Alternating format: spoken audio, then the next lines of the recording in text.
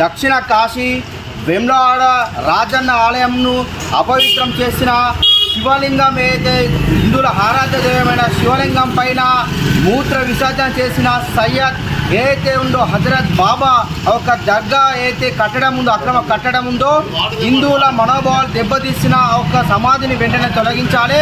రాజన్న భక్తులు గారి రాష్ట్ర ముఖ్యమంత్రి గారికి అలాగే ప్రభుత్వ పా శ్రీనివాస్ గారికి అదేవిధంగా దేవాదాయ శాఖ మంత్రి గారికి ముగ్గురికి కూడా ఈరోజు పోస్టు వేయడం జరుగుతూ ఉంది.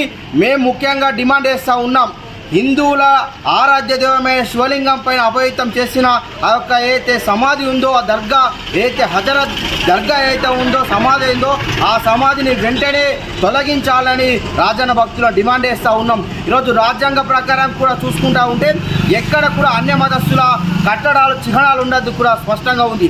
అదేవిధంగా ఆగమ శాస్త్రం ప్రకారం కూడా ఎక్కడ కూడా ఇతర మతస్థులై సంబంధించిన కట్టడాలు ఉండద్దని స్పష్టంగా ఉంది. నేను రాష్ట్ర ముఖ్యమంత్రి గారిని ప్రభుత్వ వీపు ఆ శ్రీనివాస్ గారిని సూటిగా అడుగుతా ఉన్న ఒక విషయం, మీరు ఆ సమాధిని తీయగలుగుతారా? హిందువుల మనోభావాలు దెబ్బతీసిన ఒక సమాధి కట్టడం అవుతుందో తొలగిస్తారా, లేక వారికి మద్దతుగా ఉంటారో? ఈ రెండు విషయాల స్పష్టతంగా మీరు రాష్ట్ర దేశవ్యాప్తంగా ఉన్న రాజన్న భక్తులను తెలియజేసి మీకు చేయాలని ఈ సందర్భంగా తెలియజేస్తూ ఉన్నాం.